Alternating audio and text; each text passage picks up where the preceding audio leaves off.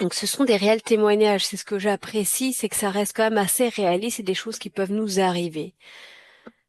Et les parents expriment également leurs propres limites. C'est qu'il y a des moments où on perd espoir. Et que même dans ces situations-là, eh bien, ça peut fonctionner. Ma femme était au travail et moi j'étais clouée au lit, avec un gros rhume, essayant de me reposer.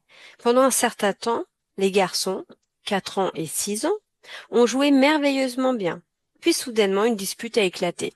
Normal. Ils ont tous deux accouru pour me raconter leur version de l'histoire.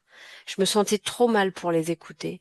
Je leur ai donc suggéré de dessiner leurs problèmes sur le tableau noir dans leur chambre. Et lorsqu'ils auraient fini, ils pourraient aussi dessiner ce qu'ils pensaient être une bonne solution. Ils ont accepté l'idée. Ils ont pris une règle et ont fait un trait pour diviser le tableau en deux. Puis ils ont entrepris de faire un dessin chacun de leur côté. Leur représentation terminée, ils sont venus me donner mon peignoir, m'ont fait sortir du lit pour me conduire à leur chambre afin de m'expliquer leur dessin.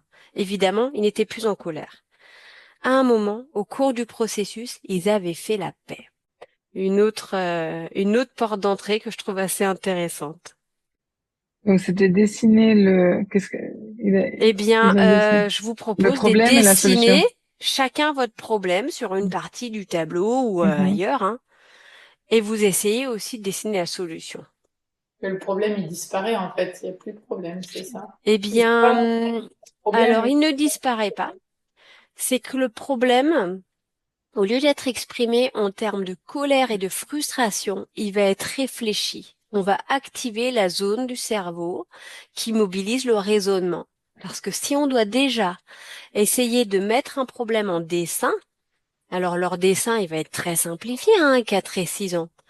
Mais si le problème, c'est un problème de partage de chaises, hein, ils vont dessiner chacun leur table, leur chaise, avec un bonhomme en montrant que c'est eux. Ils ont assez d'imagination, bien plus que des adultes, pour mettre ça par dessin. C'est simplement qu'on leur permet de passer du cerveau du bas au cerveau du haut. D'utiliser l'imagination, la créativité, c'est aussi un moyen de solliciter l'étape de raisonnement, de prise de décision, et Mhm. ça permet de laisser de la place pour trouver des solutions.